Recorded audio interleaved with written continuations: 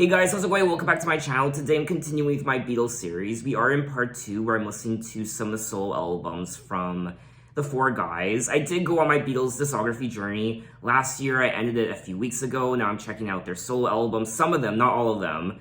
And we have made it to John Lennon's second studio album, Imagine, which was released in 1971. Now I do want to update you guys as to where I'm headed next in this series. Thanks to you guys, I did edit my list for a second time. Next week, I will be checking out Paul McCartney's Ram album, and then I will move on to George Harrison's All Things Must Pass, and then Band on the Run by Paul McCartney and Wings, and then Ringo by Ringo Starr, and then McCartney 2 by Paul McCartney, and then Double Fantasy by John Lennon, and then I thought I would wrap up this part 2 series with McCartney's latest album, McCartney 3. I did take your advice and suggestions, and this is the final result. This is what I came up with, and I'm quite happy with this list. It's quite cohesive, and it is quite overwhelming, I won't lie. Like I said in my prior video, not only do I have to fit in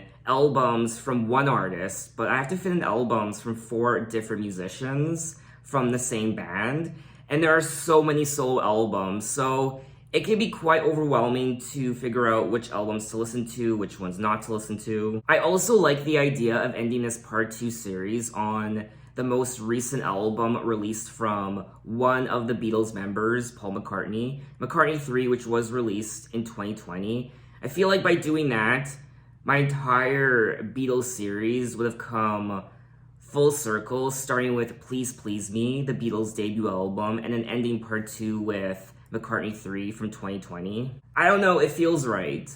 I'm happy, I'm excited, and if you guys have other suggestions, I will take them into consideration, and I will try to maybe revise my list once more, but there are a lot of other artists I need to do on my channel, so I can only devote so much time to these guys. But I will be doing a part 3 of this Beatles series later this year, in October or November.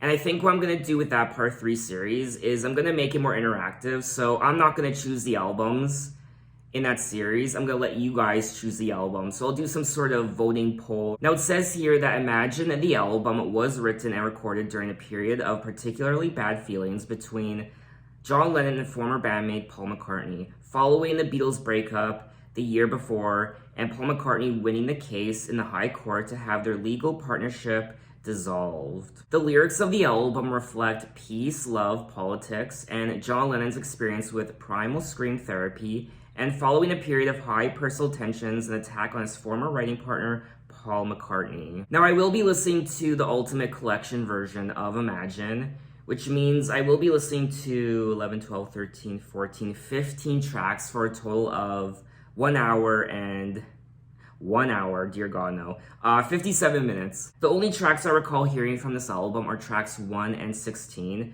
Imagine and Happy Xmas, War is Over. But anyway, let's get into it with track 1, Imagine.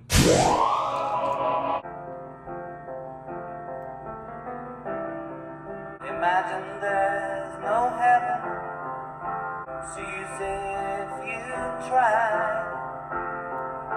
Above us only sky. Imagine there's no country, nothing to kill or die for. You may say I'm a dreamer. I hope someday you join us and the world will be as one. Imagine no possessions. Imagine all the people sharing all the world.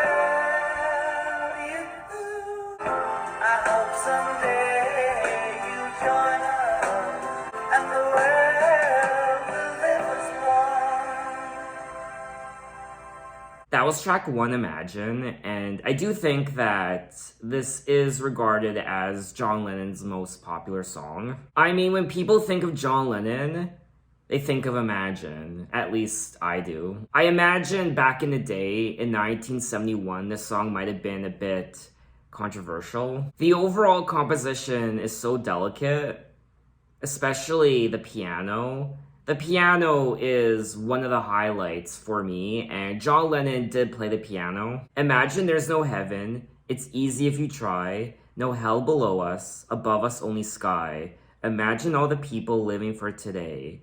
Imagine there's no countries, it isn't hard to do, nothing to kill or die for, and no religion too. Imagine all the people living life in peace. You may say I'm a dreamer, but I'm not the only one. I hope someday you'll join us, and the world will be as one. The lyrics are so poignant, and they really do stick with you. They stick with you long after the song has finished. I don't remember the first time I heard this song. It must have been when I was a kid or a teenager. And I remember just the lyrics, hearing them for the first time. They were so sad to hear, so shocking, so uplifting, so different from what I was used to. It's some beautiful utopia without war and violence, without material possessions. There's no greed or hunger. People are just living in this world day to day, happy with each other. And it's tragic we let it get this way, and it's only getting worse. I mean, this was back in 1971, and the world today is so much shittier than it was back then. Or maybe it isn't, I don't know. I wasn't alive during the 1970s, so who am I to say? The best-selling single of his solo career, the lyrics of Imagine encourage listeners to imagine a world of peace without materialism, without borders separating nations, and without religion. I sometimes wonder what the world would be like if there wasn't money or religion or war or separation of nations or just divisions amongst all of us. I sometimes think about it, but it's honestly a dream. It's something from another planet, and it's so out of reach, and it's sad to think about. Shortly before his death, John said that much of the song's lyrics and content came from his wife, Yoko Ono, and in 2017, the process to give Yoko co-writing credits, while not yet confirmed, was already underway. BMI named Imagine one of the 100 most performed songs of the 20th century.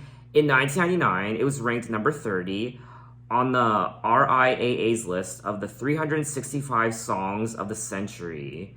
It earned a Grammy Hall of Fame award and was inducted into the Rock and Roll Hall of Fame's 500 Songs That Shaped Rock and Roll. Guinness World Records British Hit Singles book named it the second best single of all time, while Rolling Stone ranked it number 3 in the 2004 list of the 500 greatest songs of all time. The song remains controversial to this day, as it has been since its release, over its request to imagine no religion too. What would the world be like without religion though? Can you answer me that? Rolling Stone described Imagine as John Lennon's greatest musical gift to the world, praising its serene melody, the pillowy chord progression, and that beckoning four-note piano figure. The lyrics of the song really are a fantasy world.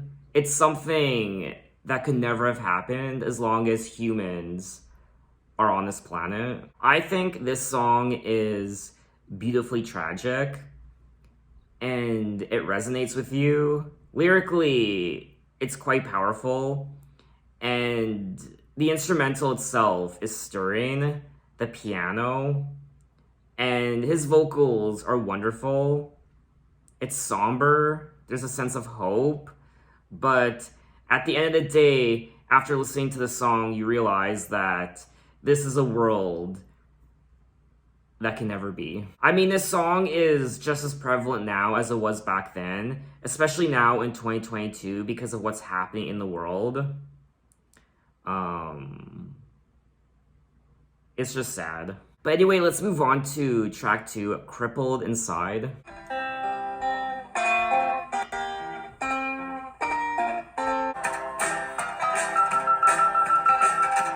can shine shoes and wear a suit. You can hide your face behind a smile. You can wear a mask and paint your face. One thing you can't hide is when you're crippled inside. You only got one, and the dog's life ain't gone.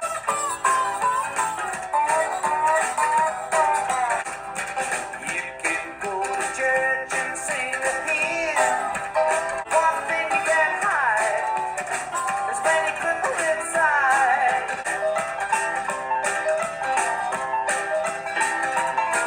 Well, now you know that your God has 9 lives. You can live a life till you die.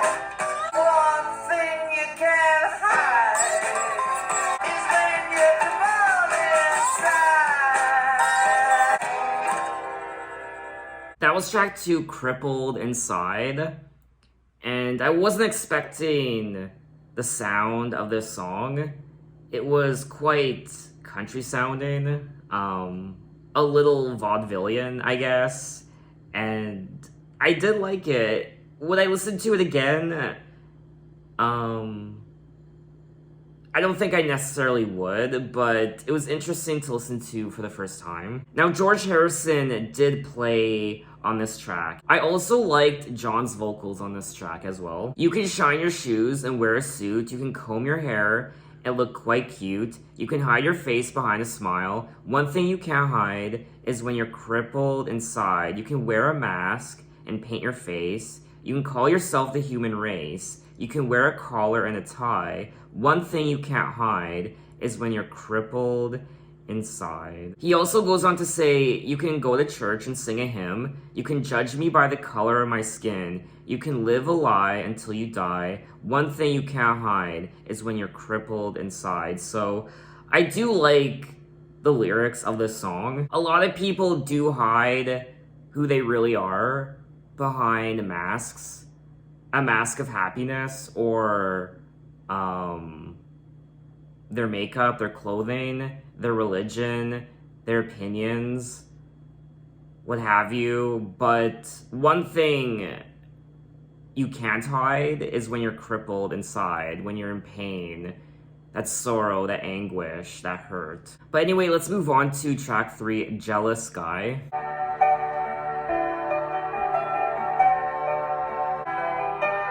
I was dreaming of the past. I began to lose control. I didn't mean to hurt you. I made you cry. Oh, now I'm just a jealous guy. I was feeling insecure. I was shivering inside. I didn't mean to hurt you.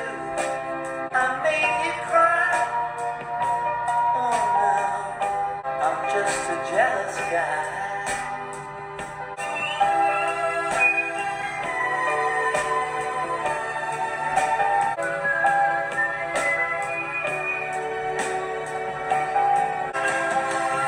I didn't mean to hurt you.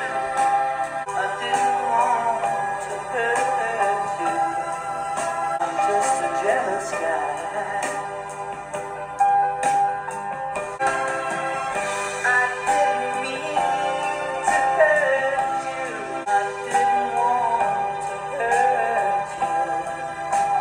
I'm just a jealous guy.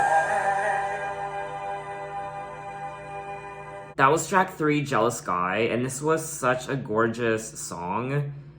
The overall instrumental, the strings and the piano, I thought it was really nice. There was also some whistling halfway through from John, which was very much unexpected. I was dreaming of the past and my heart was beating fast. I began to lose control. I didn't mean to hurt you. I'm sorry that I made you cry. Oh my, I didn't want to hurt you. I'm just a jealous guy. I was feeling insecure. You might not love me anymore. I was shivering inside. Oh, I didn't mean to hurt you. I'm sorry that I made you cry. I'm just a jealous guy. The song serves as a confessional in which John addresses the feelings of inadequacy that resulted in his failings as a lover and husband. Now, the song's inspiration came in India after the Beatles attended a lecture by Maharishi Mahesh Yogi about the son of the Mother Nature. This did inspire Paul McCartney and John Lennon to write songs about the subject matter, but it looks like that song was eventually scrapped and the lyrics were reworked and replaced by what we have now on this song, Jealous Guy, from the album Imagine. I thought this was a gorgeous song.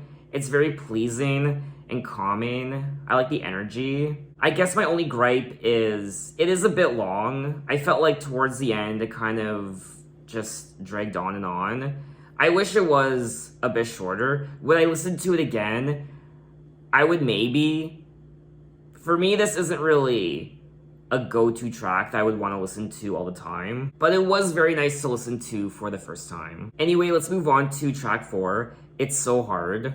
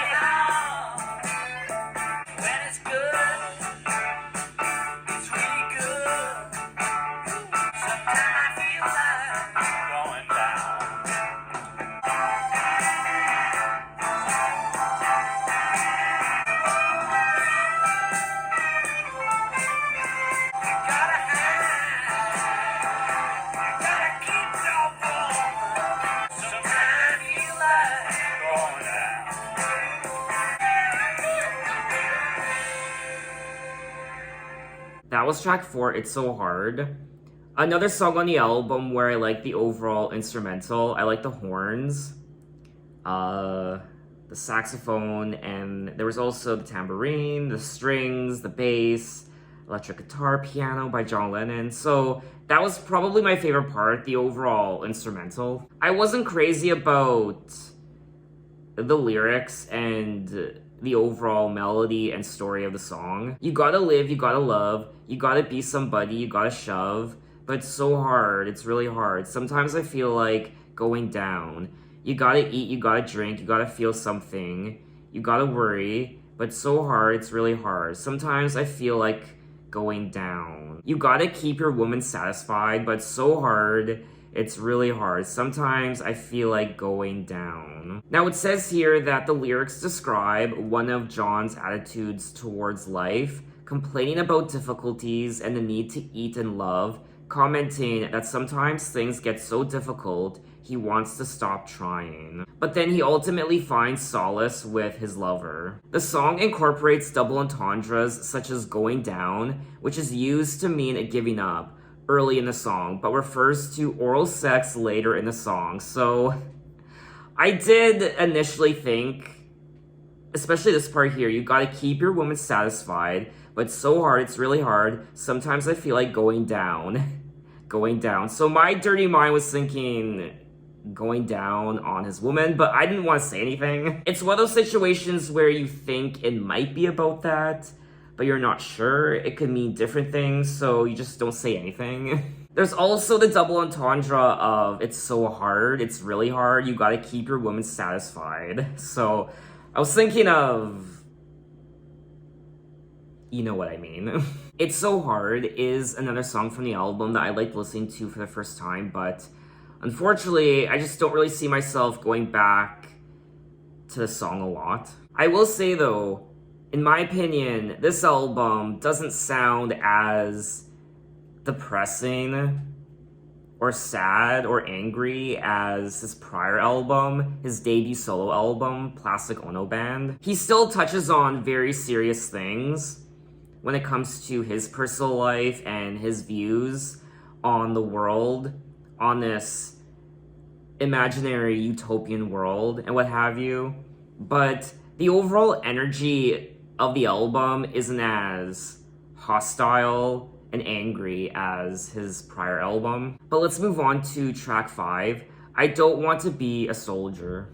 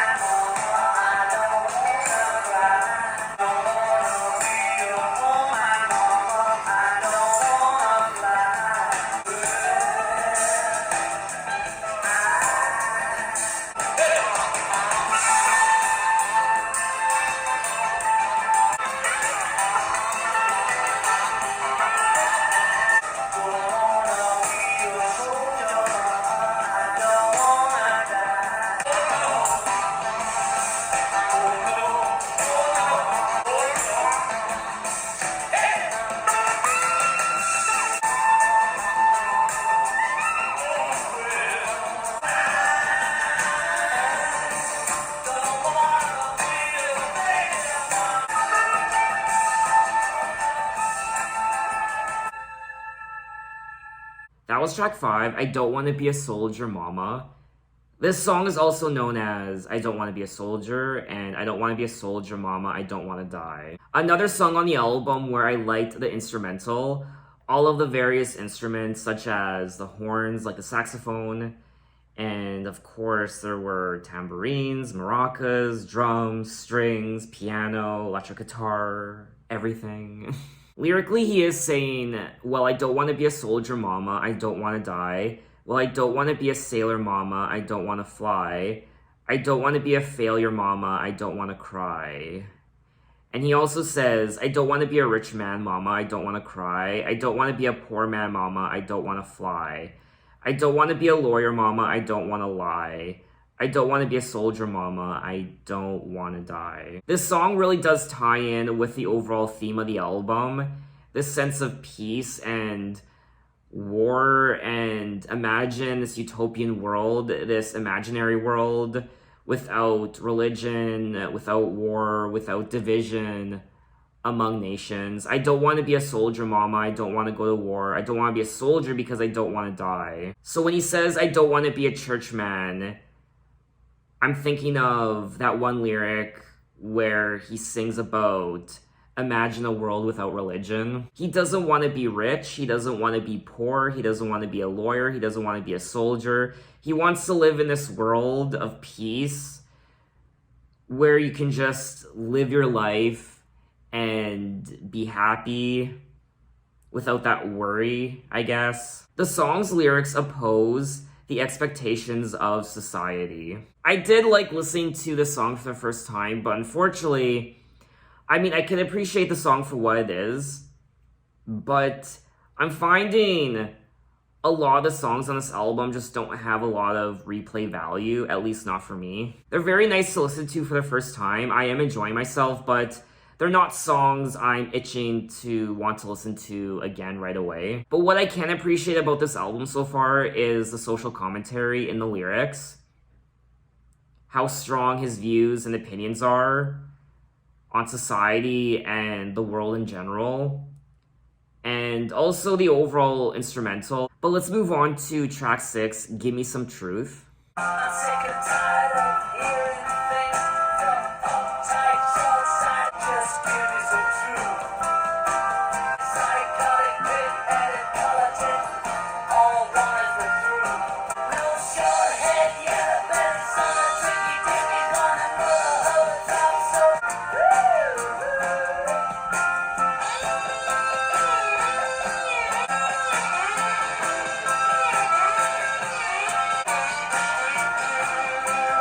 no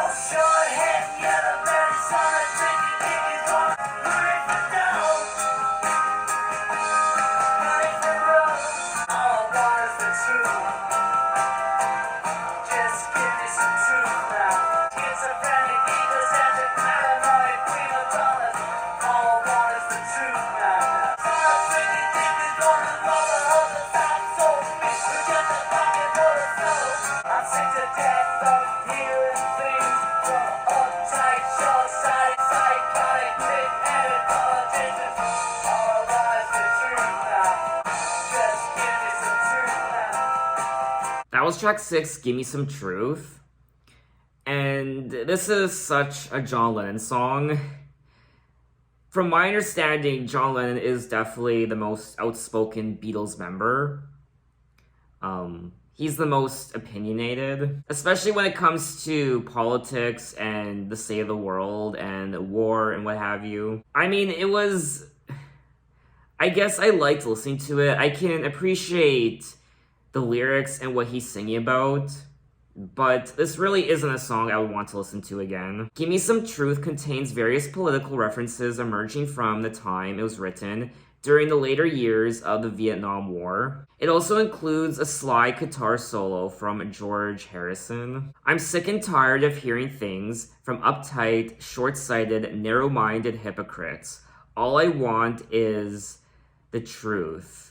I've had enough of reading things by neurotic, psychotic, big-headed politicians. All I want is the truth. I mean, these are some gutsy lyrics. How many musicians today would write lyrics like this? The lyrics encapsulate some widely held feelings of the time when many people were participating in protest rallies against their governments. But let's move on to track 7, Oh My Love.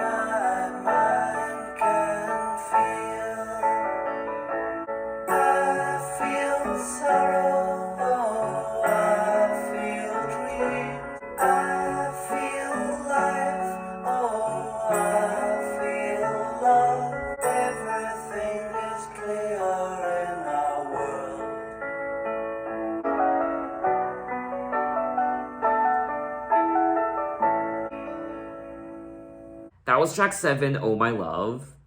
A beautiful song, and I really do like the use of the piano in a lot of these songs. Oh my love, for the first time in my life, my eyes are wide open. Oh my lover, for the first time in my life, my eyes can see. I see the wind. Oh, I see the trees. Everything is clear in my heart. I see the clouds. Oh, I see the sky. Everything is clear in our world. I feel sorrow. Oh, I feel dreams. Everything is clear in my heart. Everything is clear in our world. So I imagine he must be singing about, of course, Yoko Ono. The song was written by both John Lennon and Yoko, and the song was originally written with different lyrics and demoed in 1968 after sessions for the album The Beatles, the White Album. And once again, George Harrison is included on this track, playing the electric guitar. I think this might be one of my favorite tracks from the album so far. It's very delicate and sentimental, and I enjoyed it. Now we're gonna move on to track 8, How Do You Sleep?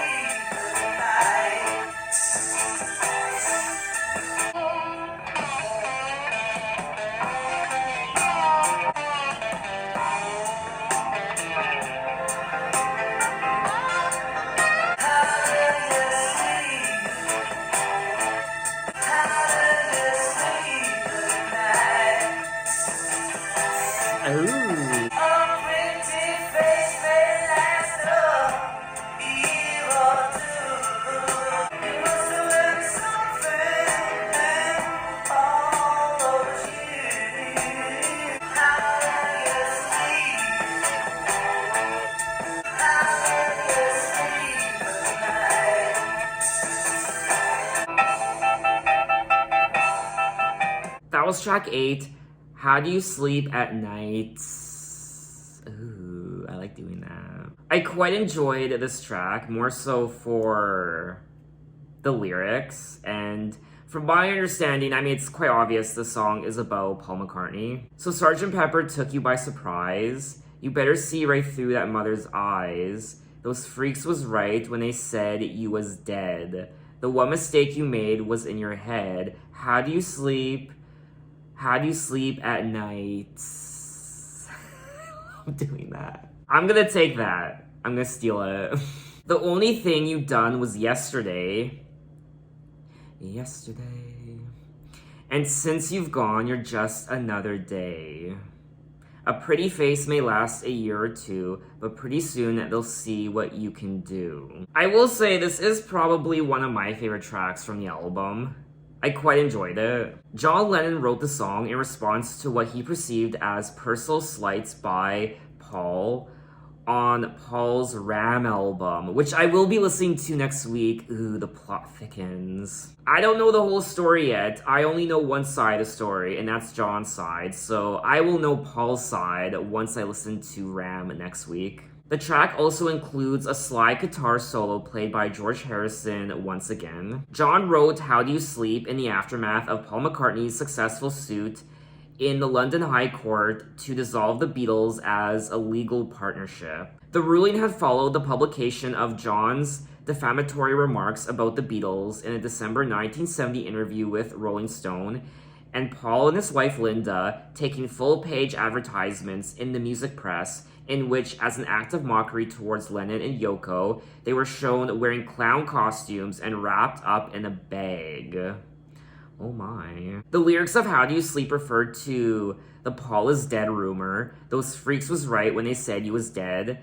And the song begins with the line, Sgt. Pepper took you by surprise, referring to, of course, the album. Sgt. Pepper, or how do you say it? Oh my god, I'm a fake Beatles fan. Okay, hold on.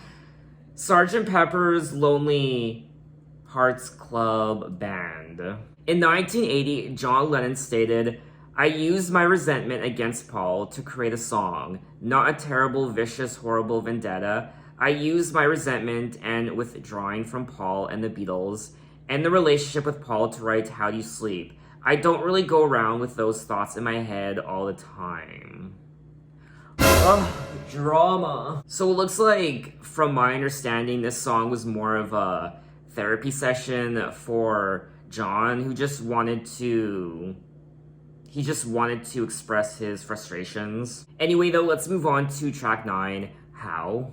How can I go forward when I don't know which way I'm facing?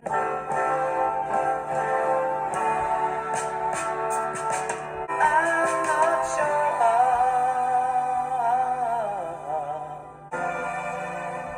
Oh no. How can I have feeling when I don't know if it's a feeling? I've always been denied.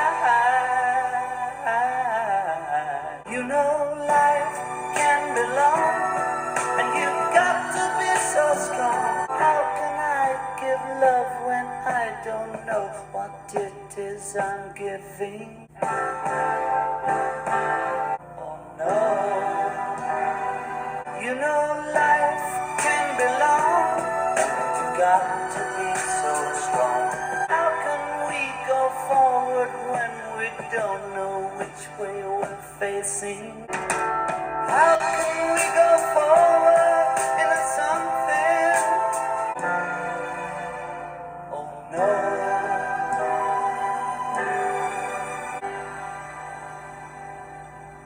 That was track 9, How. Another gorgeous track on the album. The strings and the overall production was quite beautiful. But I don't know, a lot of these songs just aren't really my cup of tea. I am finding it a bit difficult to get into some of these compositions. I just don't find a lot of the songs on this album to have a lot of replay value. How can I go forward when I don't know which way I'm facing? How can I go forward when I don't know which way to turn? How can I have feeling when I don't know if it's a feeling? You know, life can be long, and you got to be so strong, and the world is so tough. Sometimes I feel I've had enough. I do think the lyrics are quite powerful. They resonate with you, and they're filled with emotion and meaning, just like so many of his other songs. It was quite classical sounding, it was tender, it was delicate, and it was quite beautiful. But let's move on to track 10, Oh Yoko, which is technically the final track of this album. It's the final track of side 2.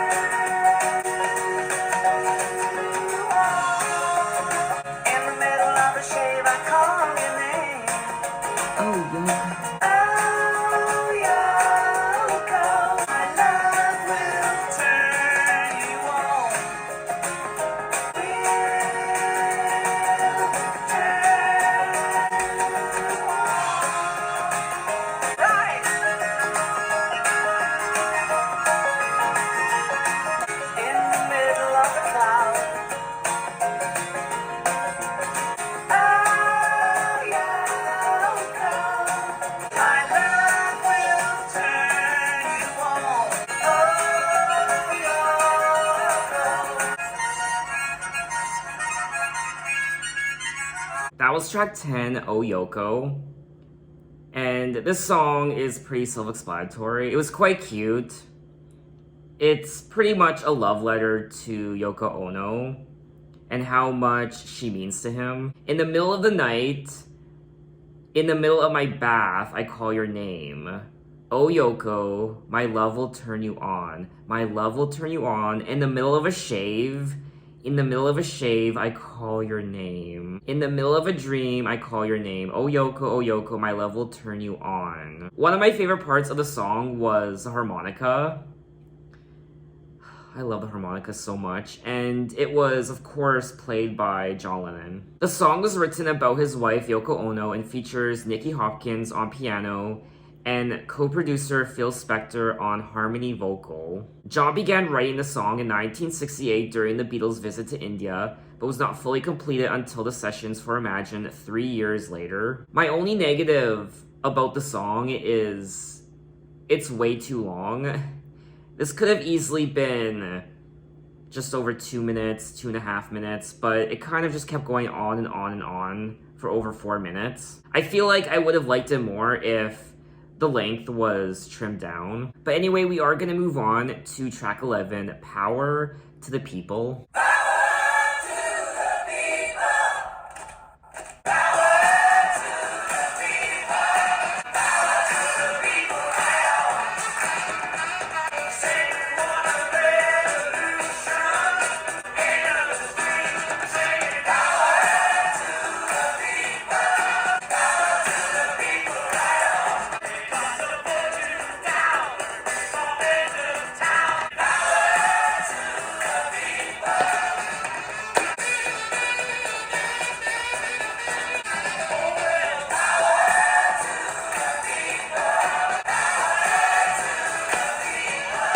That was track 11, Power to the People, which is one of the bonus tracks on this ultimate mix of Imagine. Power to the People was released in 1971, and it was written by John in response to an interview he gave to Tariq Ali and Robin Blackburn. I wrote Power to the People the same way I wrote Give Peace a Chance, as something for people to sing. Say you want a revolution, we better get on right away. Will you get on your feet and out on the streets, singing power to the people, power to the people. A million workers working for nothing. You better give them what they really own. We got to put you down when we come into town. This very much is a John Lennon song lyrically. It has John Lennon all over it. I like how interactive it is with the hand clapping and the choir. I do prefer Give Peace a Chance over Power to the People. Power to the People just didn't resonate with me as much as Give Peace a Chance, so honestly, I probably really wouldn't listen to this song again. But anyway, let's move on to track 13, God Save Us.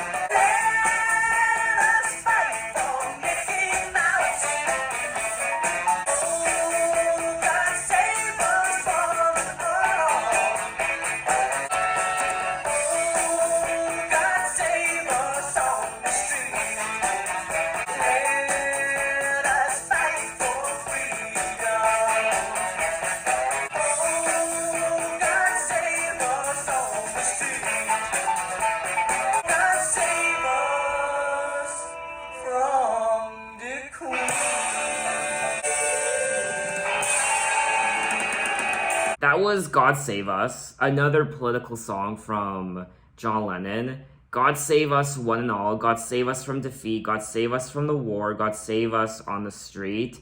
Let's fight for people's rights. Let's fight for freedom. Let's fight for Mickey Mouse. Let's fight for freedom. I really don't have any interest in listening to the song again. I mean, it's another politically driven song from John Lennon, so he has many songs like this already. So, even though, of course, it's a powerful song, lyrically, it's kind of more of the same old when it comes to John Lennon's more political songs. But let's move on to track 14, Do the Oz.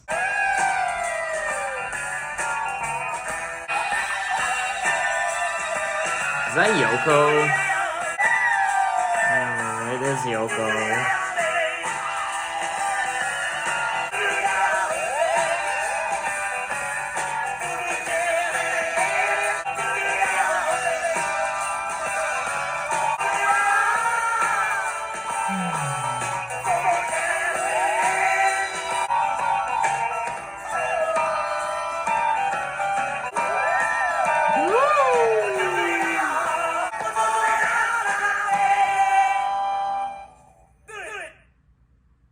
I'd rather not. Do the Oz was the B-side of God Save Oz, a fundraising single written by John Lennon in 1971. The single was to help with the legal costs incurred by the defendants in the Oz magazine obscenity trial. When talking about the song to Rolling Stone, Yoko Ono said, "John and I actually once were thinking, why don't we create a dance, a dance movement, and put the instructions of how to do this new dance on the back of an album." And he started to roll on the floor trying to find a unique kind of action, but just didn't happen. It was a bit difficult. I really didn't care for this song, unfortunately.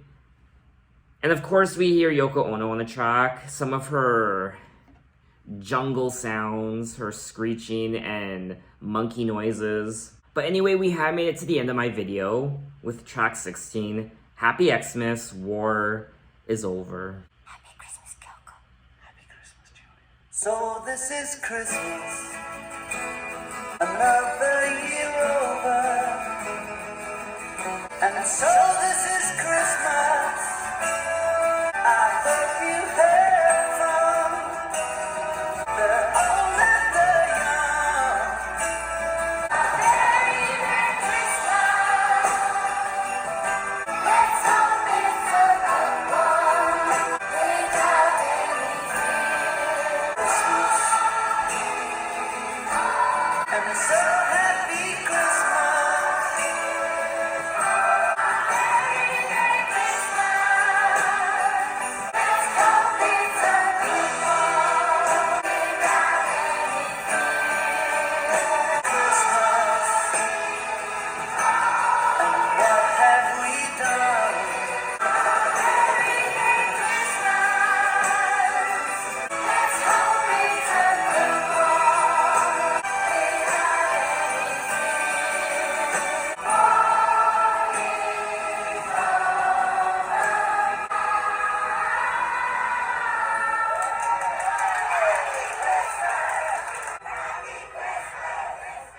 That was Happy Xmas, War is Over.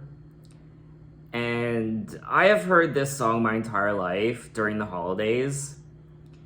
And I like it. I really do enjoy this track. I listen to it every Christmas season. As a protest song against the Vietnam War, Happy Xmas, War is Over has since become a Christmas standard, frequently recorded by other artists and appearing on compilation albums of seasonal music, and named in polls as a holiday favorite. Happy Xmas, War is Over was the culmination of more than 2 years of peace activism undertaken by John Lennon and Yoko Ono. The song begins with spoken Christmas greetings from Ono and Lennon to their children from previous marriages.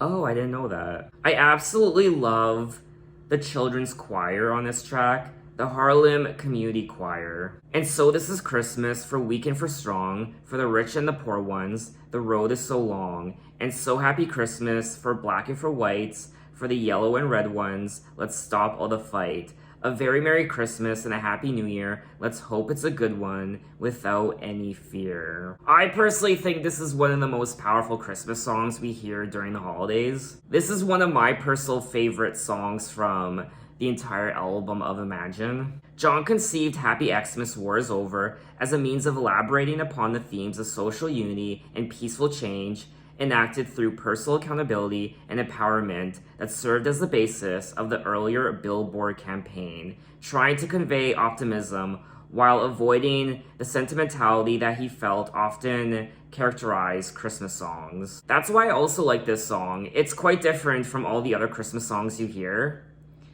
And it has a very powerful message that comes along with it. It's a song that resonates and really does stick with you. So that was Imagine, the album from John Lennon.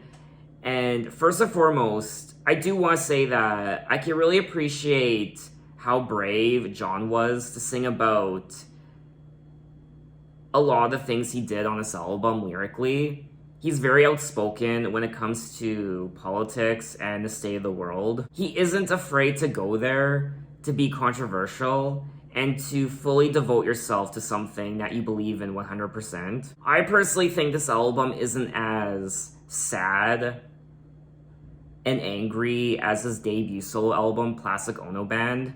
This one's a bit more, I wouldn't say happy, but it's an easier listen than his prior solo album. Even though he is touching on very serious things, war and conflict and this sense of a utopian world. Imagine a world without divided countries. Imagine a world without countries, period, without religion, and just peace. A lot of activism on this album lyrically, and he also sings about his devotion and love to Yoko Ono. I also liked the overall production on this album, the instrumental. We hear a lot of the piano and the strings as well. Also, George Harrison contributes his talents to this album also, which I wasn't expecting. A lot of these songs are beautiful to listen to. I did think some of the songs were a bit long, and they kind of dragged on longer than they should have. I also don't think a lot of these songs are particularly memorable when it comes to the melody and the chorus and just the catchiness of the hooks. I feel like this album is more so about the message of what he's trying to get across in the lyrics than it is about the riffs and the melodies and the replay value. So to be honest, I really wouldn't listen to a lot of these songs again. I personally think his prior album, Plastic Ono Band, is a bit stronger than this one. I just feel like something was missing. I don't know what that something was, but I feel like something was missing on this album. But even though I really wouldn't listen to a lot of these songs again, I'm still quite happy I listened to them for the first time. This album isn't very Christian friendly, I guess. It's not religion friendly. So if you're a very religious person, I imagine some of these songs would probably rub you the wrong way. But that's John Lennon. He shocks, he surprises, he stirs controversy. I really don't think John Lennon tries to purposely stir up controversy in his songs and personal life. Maybe he does from time to time because he knows it will bring attention, but this is just genuinely who he is. The stories of the album, the lyrics, the themes, this is who John Lennon is. Take him or leave him. So what did you guys think of the album, and what are your impressions of it? Maybe you love it, maybe it's your favorite Beatles solo album of all time. Tell me why. And anything else you want to tell me about the album, let me know in the comments. So in my next Beatles video, we will move on to Paul McCartney's next solo album called Ram. You guys have been hyping up this album for quite a bit, so I'm very much excited to listen to it. So thanks for watching, guys. You can find me on Twitter, you can find me on Instagram, you can message me, say, hey, how are you? And I will see you next time. Take care.